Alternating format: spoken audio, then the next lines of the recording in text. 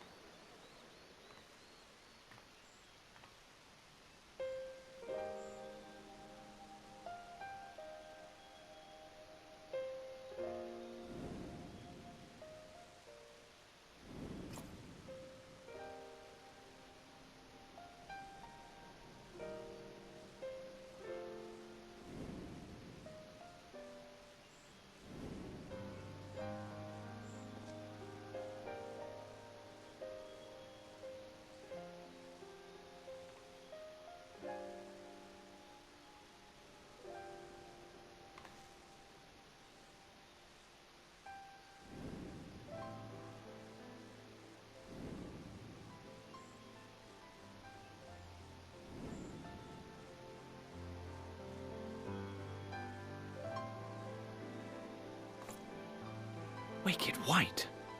The Warriors of Light did all that? So they never... I mean, they only ever wanted to help.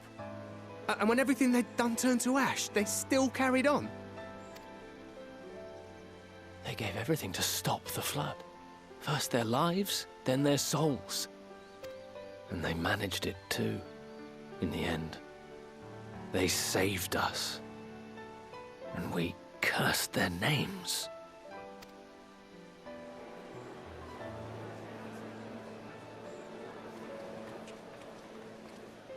This should go a long way towards clearing the air.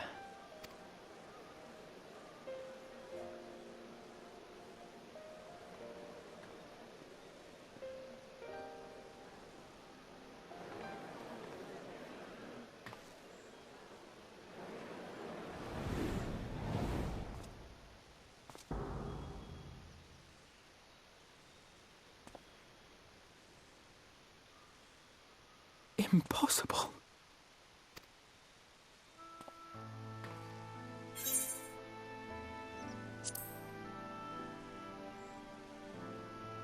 I definitely see something. You don't think it's a ghost, do you? Nay.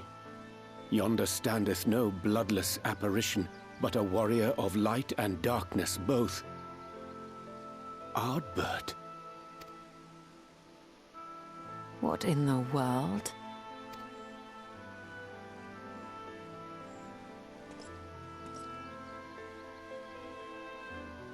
It's you! The one who slew the Eater!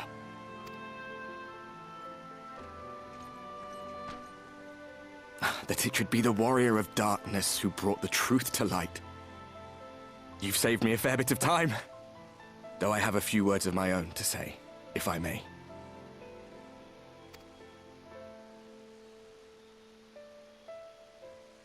People of the Crystarium!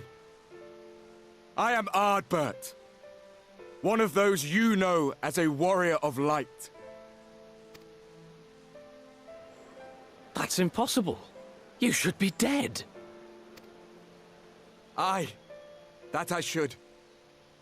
But as the world has been given new life, so too have I. I know not why I, and I alone, have been gifted this chance. But I do know this.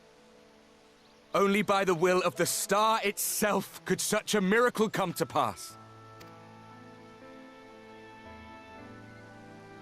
The hero who stands before you now, the Warrior of Darkness, is not of this world. And the day will come when she must return to her home.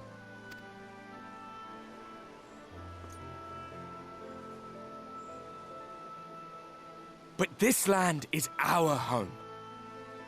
And if it is to remain so, now and forevermore, it is we who must protect it.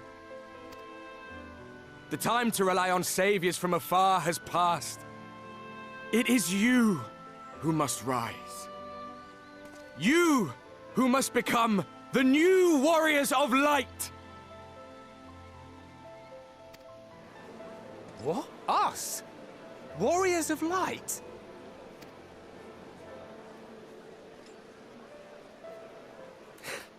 None of us were born heroes, my friend.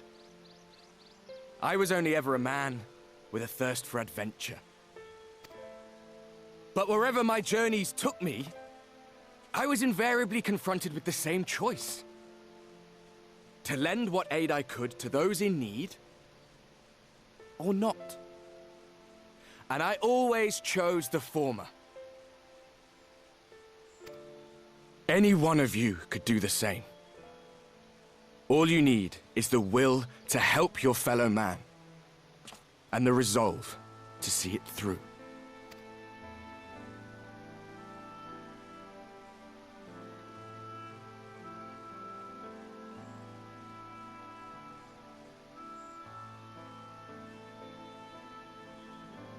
From thine own lips did we learn of Ardbert's fate, and by thy countenance I gather thou art not inclined to recant thy testimony. Yet whosoever this man may be, his words hold truth and resonate with the citizenry besides. For us to voice our doubts here and now would serve but to sow disquiet. 'Twere better we retired unto the ocular and there discuss this matter in private. Go. I will stay here and watch.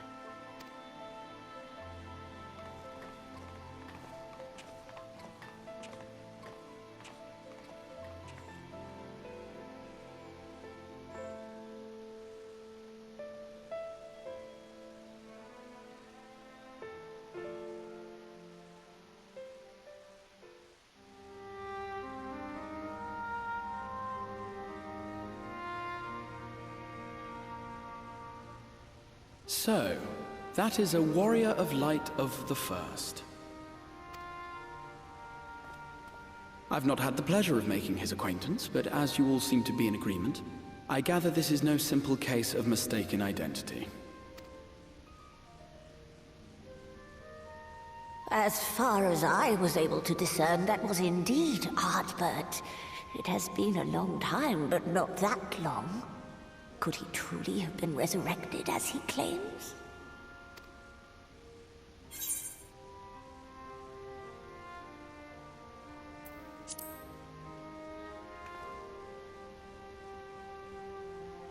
Ardbert did entrust his very soul unto thee. I see no reason to question thy judgment. Nor I. To my eyes, your ether burns as brightly as the day you slew Emmett Selk. That is proof that he is with you still.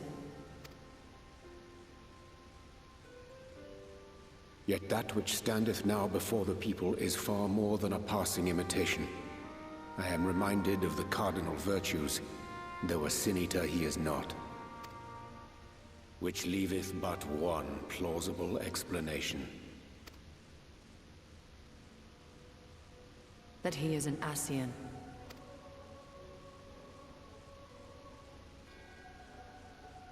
Given their fondness for posthumous possession, I would have to agree.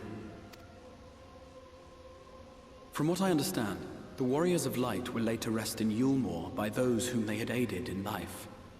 At the time, some few still remembered them as heroes. Needless to say, 4 of them were subsequently exhumed to serve as the virtues. And if one knew where to look, Ardbert too would not have been difficult to find.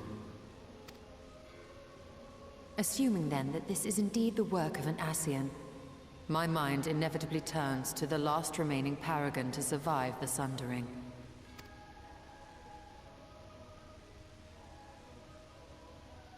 Elidibus.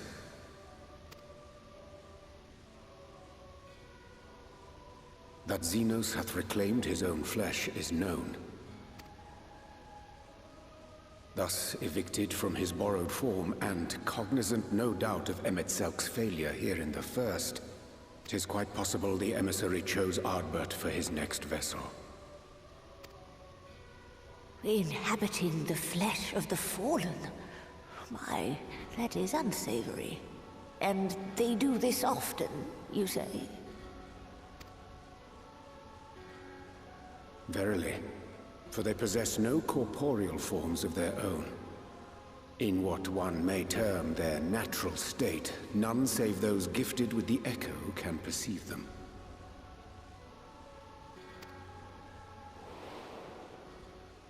Indeed, when Elidibus intruded upon the waking sands, his presence did go unmarked by all save Minfilia and the Warrior of Light. On that occasion, I myself remained ignorant of his coming until after his departure. It was only at a later juncture, when he deigned to appear before me in borrowed flesh, that I was finally able to take the measure of him. In such puppetry do the Ascians engage when they seek to influence the course of history.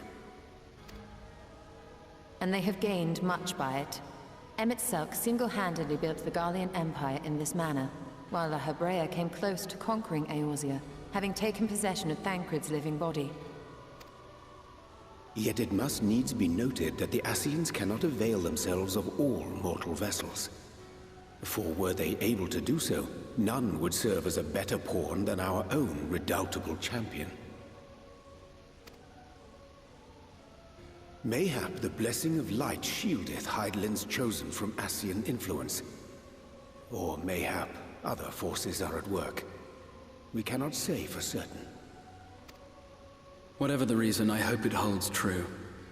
I dare not contemplate what might come to pass otherwise. Is it not peculiar, then, that Ardbert's mortal remains should be susceptible, given that he was once a warrior of light? Or did the final departure of his soul make it possible, perhaps? Regardless, to hear an Ascian use him to call forth new warriors of light boggles the mind.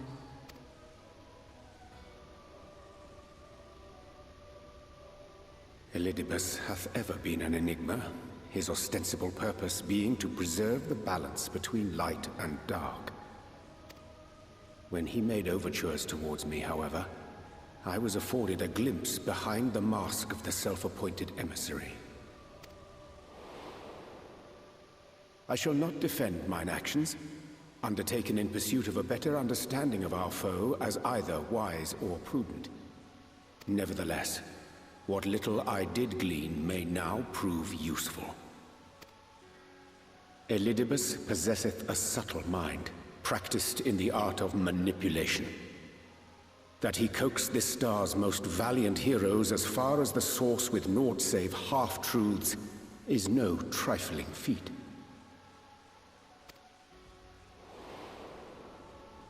And now I believe he doth employ his skills once more to some as yet unknown end. Though naught is certain, should my suspicions prove true, we shall have need of all our wits if we are to uncover and thereafter thwart his plot. Agreed. 'Tis plain that simply speaking out against him will not avail us. At best, it would only serve to confuse the people. And I would hesitate to do anything which might tarnish Ardbert's reputation once more, nor yours by association.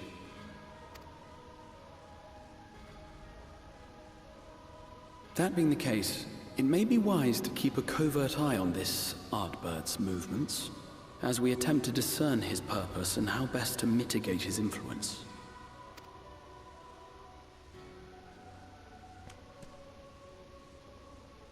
His performance appears to have concluded. What now? Go back out and follow him?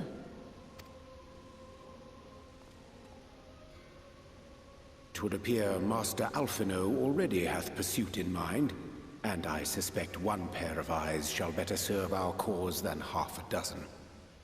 Let the rest of us maintain an inconspicuous distance, for the present at least.